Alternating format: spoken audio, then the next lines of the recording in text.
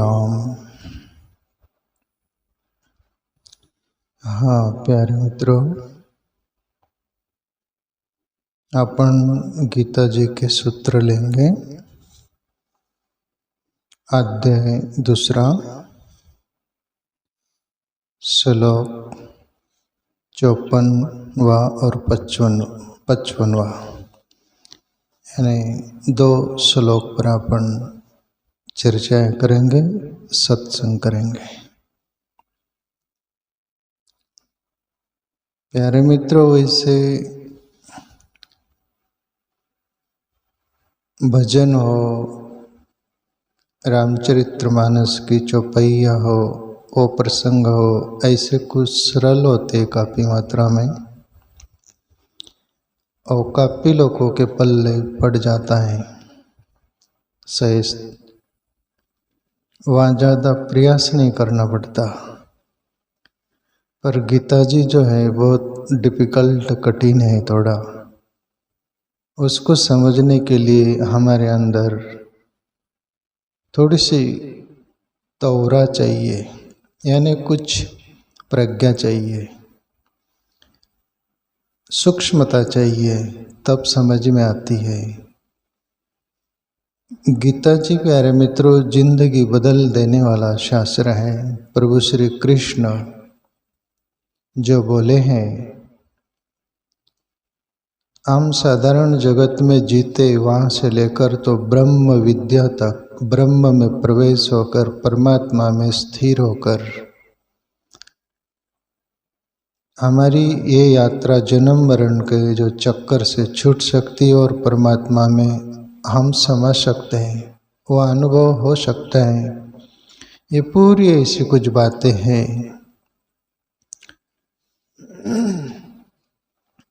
तो अपन सब सूक्ष्मता से सुनने का प्रयास करेंगे, समझने का प्रयास करेंगे। कोशिश तो करना हर बात के लिए प्यारे मित्रों। कोशिश किए करने वाले कभी असफल नहीं होते, कुछ न कुछ पल्ले पड़ता है।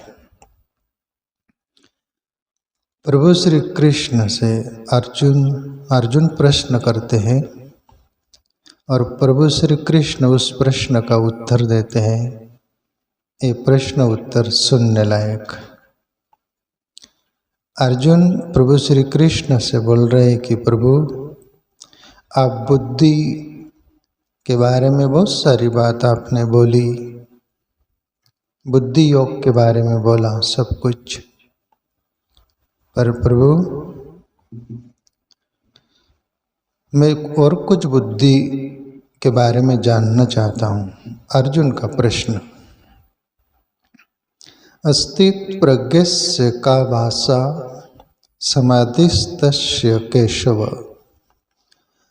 अस्तिदि किम प्रभाषयत किम आसित वर्जित किम।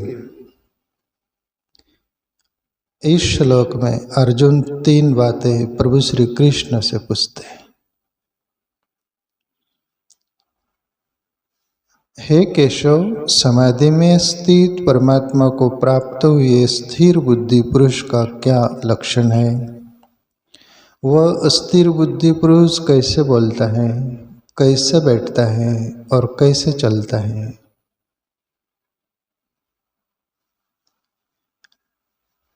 प्यारे मित्रों, प्रभु श्री कृष्ण इसका उत्तर दे उसके पहले ये भी हमें समझने जैसा है। इतने वर्ष से हमें समझ नहीं आ जाएगा। हे केशव, समाधि में स्थित परमात्मा को प्राप्त हुए स्थिर बुद्धि पुरुष का क्या लक्षण है?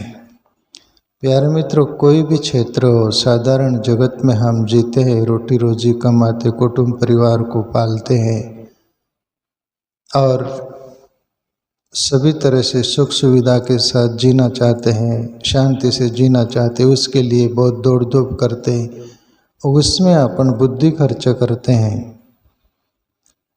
प्यारे मित्र, बुद्धि ऐसे अपने अंदर एक तत्व है और बुद्धि योग प्रभु श्री कृष्ण बोले वो बुद्धि योग के माध्यम से बुद्धि को तुम स्थिर करके परमात्मा में भी लगा दो ना, तो तुम्हारी परमात्मा अनुभव तक की यात्रा हो जा सकती है। अपने दुनिया में जीते हैं कुछ भी, जैसे आपने वरिष्ठ लोग बोलते रहे, ठीक बुद्धि से सोचना, सोच समझ कर काम करना, बुद्धि से काम लेना और शांति से वो काम लेना बुद्धि से, ये वो ऐसे बोलते क्यों बोलते हैं? साधारण जगत में भी अपन बुद्धि स्थिर करके, शांत करके, एकाग्र करके, वैसे ही जैसे पानी होता है वो स्थिर हो जाए ना, हवा में चलायमान नहीं हो तो उसमें अपन चेहरा देखो तो पूरा फूल दिखता है कि नहीं? और वो पानी यदि कपड़ा है तो चेहरा दिखता है क्या अपना? नहीं दिखता ना। ऐसा ही बुद्धि यदि कपी है, स्थिर नहीं है, चंचल है, चांचल्यता से भरी हुई है, तो आप कोई भी क्षेत्र में उन्नति नहीं कर सकते हो, प्रगति नहीं कर सकते हो, आगे नहीं बढ़ सकते हो। इसलिए बुद्धि स्थिर साधारण जगत में भी करना पड़ता है। जैसे लोग बोलते हैं, साधारण लोगों के बढ़ते रहे, उसकी बुद्धि ठिकाने पर ही नहीं, आज ये करता है, कल वो करता है, कल वो करता है, ऐसे करते रहता है, यहाँ भटका वहाँ भटका, ऐसा वैसा, कहीं बुद्धि स्थिर करके काम नहीं करता हो तो उसके जीवन में कोई उन्नति नहीं, कोई प्रगति नहीं। बुद्धि वैसे ही प्यारे मित्रों, जैसे अब मैं ये बोल रहा हूँ, बोलते बोलते मेरी बुद्धि यदि चांचल्य किधर चली गई हो तो बोलते बोलते मेरी बोलने की लिंक टूट जाएगी और मैं आपसे बोलूँगा कि मैं क्या बोल रहा था। इतनी स्थिर बुद्धि चाहिए। इसलिए संत महापुरुष सभी कुछ अपने को बोलते हैं, तुम मेडिटेशन करो, ध्यान करो, उसमें बुद्धि स्थिर हो जाएगी। उसमें मन, बुद्धि प्लस मन है, मन शांत हो जाएगा। और बुद्धि और मन स्थिर और शांत होते तभी परमात्मा तत्व का अनुभव पता चलता है। मन और बुद्धि से परे है आत्म तत्व। वो आध्यात्मिक जगत में भी मन और बुद्धि को स्थिर करने के लिए संत महापुरुष प्रभु कृष्ण जैसे बोल रहे हैं कि वो बुद्धि प्लस मन को स्थिर करो। अभी आध्यात्मिक जगत में भी ले लो, कोई ध्यान कर रहा है, उसकी चंचल इतनी बुद्धि है, चंचल प्लस मन, दोनों मन और बुद्धि, मन अपनी चाल चलता है और बुद्धि अपनी तर्क को तर्क में रहती है। दोनों यदि खींच रहे इधर उधर तो आप ध्यान कर सकोगे, जप कर सकोगे, कोई भाव भक्ति कोई कर सकोगे, आपको भटका देंगी वो। इसलिए बाह्य जगत हो कि आध्यात्मिक जगत में हो, कहीं भी हो, हमारा जीवन बुद्धि को स्थिर करना अनिवार्य होगा। इसलिए प्रभु श्री कृष्ण बोले, ये जो प्रश्न है अर्जुन का, हे केशव, समाधि में स्थित परमात्मा को प्राप्त हुए स्थिर बुद्धि पुरुष का क्या लक्षण है? वह स्थिर बुद्धि पुरुष कैसे बोलता है, कैसे बैठता है और कैसे चलता है? अभी ये महापुरुष की बुद्धि स्थिर हो जाने पर ही, मन स्थिर हो जाने पर ही उस तत्व में प्रवेश हो जाता है। और फिर उस पुरुष का चलना, बोलना, बैठना, वो बोलेगा भी तो बिल्कुल वाणी तोलकर बोलेगा, सार गर्भित बोलेगा, बहुत कीमती बोलेगा, ज़्यादा बकबक नहीं करेगा वो। आप देखते कोई भी गहराई लिए हुए संत बहुत ज़्यादा बकबक करते हैं क्या? जैसे वाचाल लोग करते हैं, क्या बोलेंगे क्या बकेंगे उनको भी नहीं समझता, सामने वाले लोगों को भी समझता है बकवासी है। तो जो बहिर्मुख होगा, जिसकी बुद्धि बहिर होगी बाह्य जगत में, वो वाचाल होगा, तो उसका बोलना भी जो रहेगा ना वो वाचाल रहेगा, और ये जिसकी बुद्धि स्थिर हो गई उसका बोलना भी जो रहेगा वो शांत, जैसे गहराई लिया हुआ पानी होता है, नीला होता है और शांत होता है। अर्जुन, इस तरह वो महापुरुष की वाणी भी और बोलना भी ऐसा बहुत गहराई लिए होता है। दूसरी बात, वो कैसा बैठता है।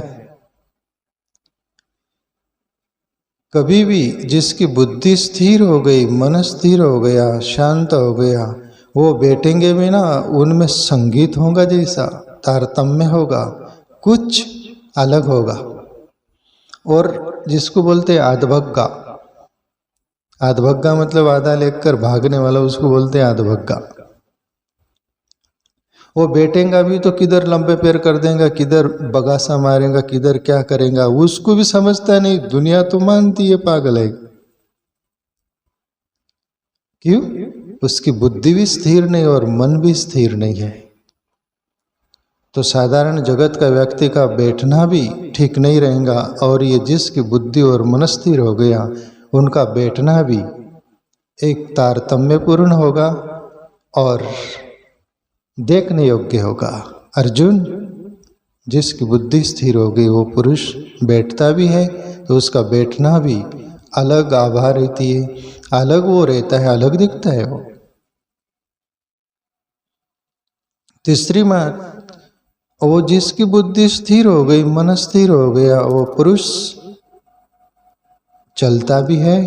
जैसे सिद्धार्थ गौतम बुद्ध ध्यान साधना करके इतना गहराई लिए जीवन हो गया था, जिनकी बुद्धि स्थिर हो गई थी, मन स्थिर, वो चलते भी थे ना तो चलने में लयबद्धता रहती थी, स्थिरता रहती थी, हवा का झोंका भी नहीं आ रहा है। जैसे वो सोते थे भी तो जैसे सोए स्थिर सोते थे, बोलते थे वो स्थिर, सभी कुछ शांत, जैसा कि पानी कप ही नहीं रहा, न बुद्धि कप रही न मन कप रहा है। अर्जुन, वो जिसकी बुद्धि स्थिर हो गई, परमात्मा प्राप्ति जिसको हो गई, ऐसा पुरुष, उसका चलना भी एक संगीतमय होगा या देखने जैसा होगा। और ये दुनिया का जिसका बहिर्मुख मन है, बुद्धि है, उनका चलना भी देखो, जिसको क्या बोला जाए, उठपटांग। आनंदमयी माँ जो हुई ना, वो ये भाषा उपयोग करती थी, उठपटांग। उठपटांग मतलब कि उसको भान ही नहीं हम कैसे चल रहे। जिसकी बुद्धि स्थिर नहीं। तो प्यारे मित्रों, कोई भी क्षेत्र में हो, बाह्य जगत हो, आध्यात्मिक हो, दोनों क्षेत्र में बुद्धि और मन को स्थिर करने के लिए आत्मचिंतन बहुत जरूरी, अनिवार्य, इम्पोर्टेंट है। ध्यान में बैठो तब बुद्धि चकरा जाती है, बुद्धि को विचार ही नहीं दिया जाता है, बुद्धि को छोड़ दिया जाता है तो जा रही जा, किधर भी जा, जो सोच रही वो सोच, जो कर रही वो कर। और मन भी वो जो काटी के ढेर के बोलते पीछे बांध दो, जैसे अनाड़ी आदमी घिसटते फिरता है, घिसते भी ऐसा ही मन को वो ध्यानी पुरुष भजन करने वाला वो मन को बोल देता है, तू बच्चे जैसा खेल जा, कुछ भी कर, कोई लेना देना नहीं। बुद्धि और मन को आत्मचिंतन करने वाला व्यक्ति छोड़ देता है, सांड की तरह, जाओ किधर भी जाओ। फिर वो थक हार कर बैठ जाते हो और अपन उनके साथ लड़ते हैं। मेरी बुद्धि एक ऐसा बोल रही है, एक बुद्धि ऐसा बोल रही है, मेरा मन एक ऐसा बोल रहा है, मेरा मन। लड़ो, लड़ झगड़ के मरो। आप प्रभु श्री कृष्ण जवाब देते हैं अर्जुन का,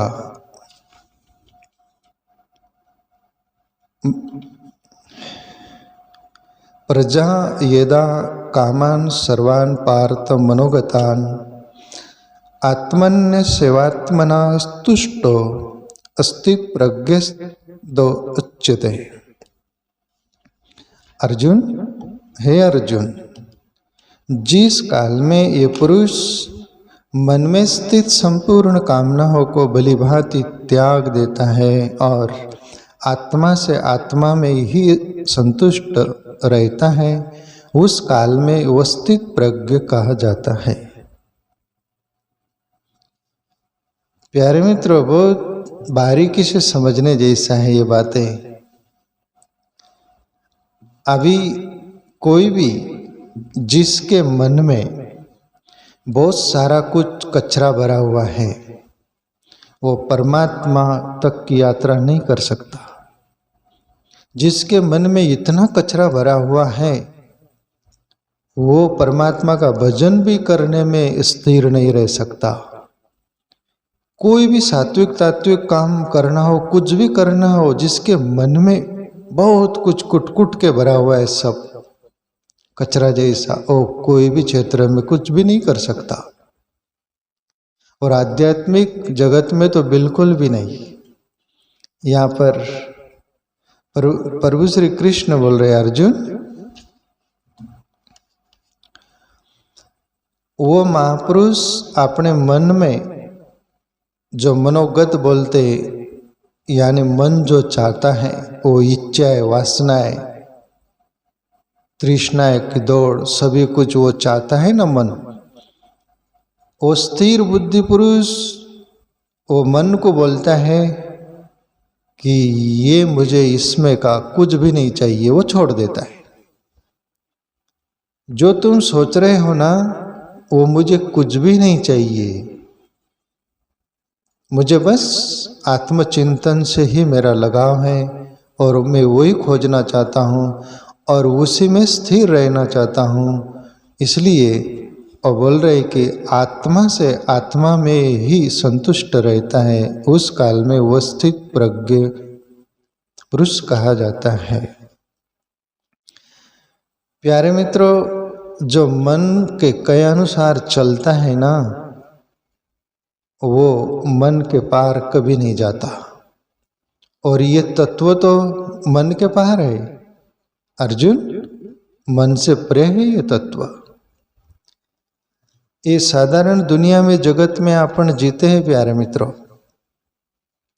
तो दुनिया मन के अंतर्गत ही जीती है।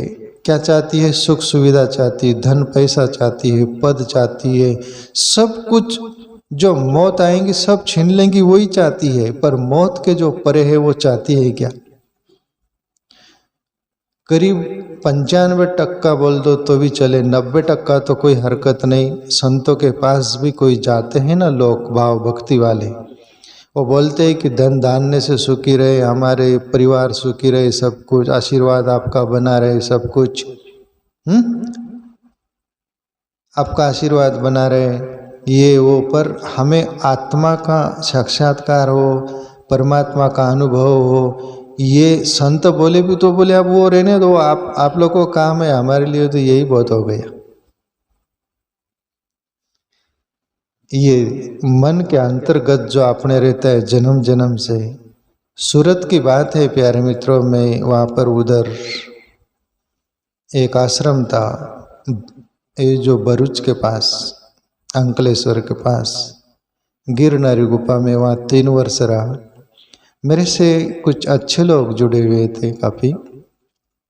सूरत का एक परिवार था, महेंद्र भैयन कतार गांव वाला, काफ़ी नामी व्यक्ति है वराशिया का।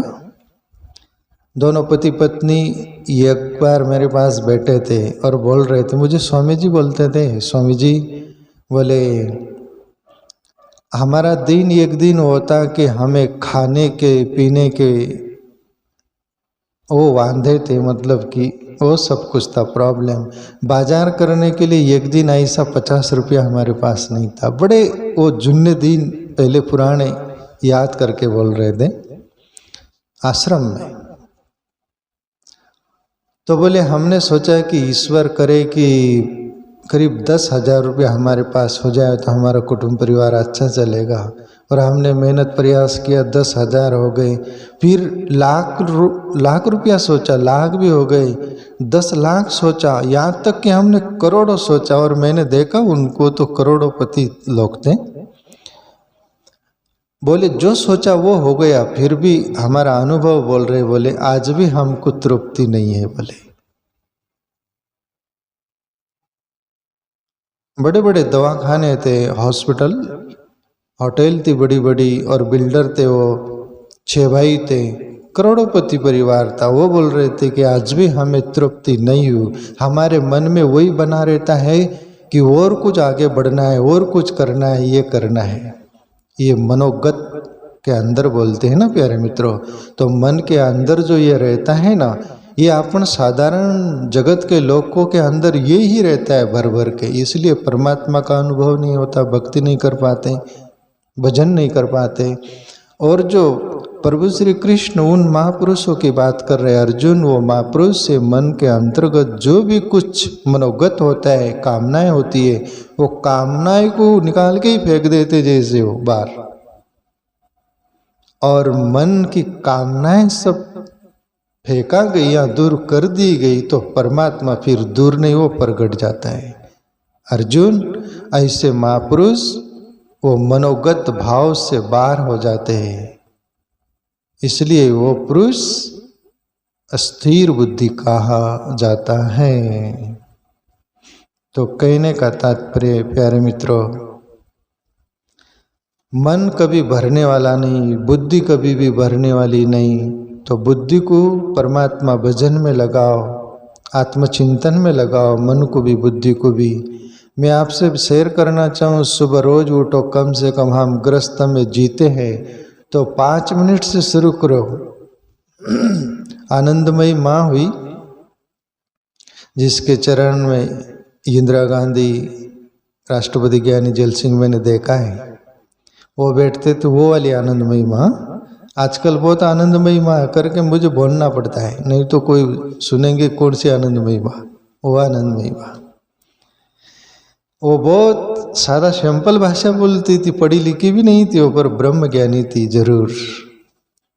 वो ग्रस्त लोगों को बोलती थी, तुम ईश्वर को 24 घंटे में से 1 घंटे दो, 1 घंटे नहीं तो मैं तुमसे बोलती हूँ कि 15 मिनट दो। 15 मिनट में कुछ सोचो मत, कुछ करो मत, केवल भजन करो, आत्मचिंतन करो, केवल 15 मिनट। तो प्यारे मित्रों, अपने आत्मचिंतन के लिए, अपने आत्मा को सोचिंतन के लिए कम से कम ग्रस्त में रहते हुए 15 मिनट से लेकर 1 घंटे तक की साधना बढ़ा दो ना, ध्यान, तो तुम्हारे अपने जीवन में आध्यात्मिक विकास भी होगा और भौतिक जगत में भी तुम्हारी मति, गति, मन, बुद्धि सब ठीक रहेगा और सुचारू ढंग से चलेगा। तुम प्लस माइंड पर जियोगे, अंदर से भी बाहर से भी। और आध्यात्म चिंतन में जितनी शक्ति है प्यारे मित्रों, तुम दुनिया भर का कुछ भी कर लो, ये डंक की चोट पर बोल रहा हूँ मेरा थोड़े से अनुभव से, आप फीके ही लगोगे। और आप ग्रस्त में भी रहकर 15 मिनट से 1 घंटा ध्यान करते हो, भजन करते हो। ध्यान तो सबसे बड़ी ईश्वर की खोज है, प्रत्यक्ष अनुभव, अप्रोक्ष अनुभव जिसको बोलते हैं। तो आप मेडिटेशन ध्यान करिएगा।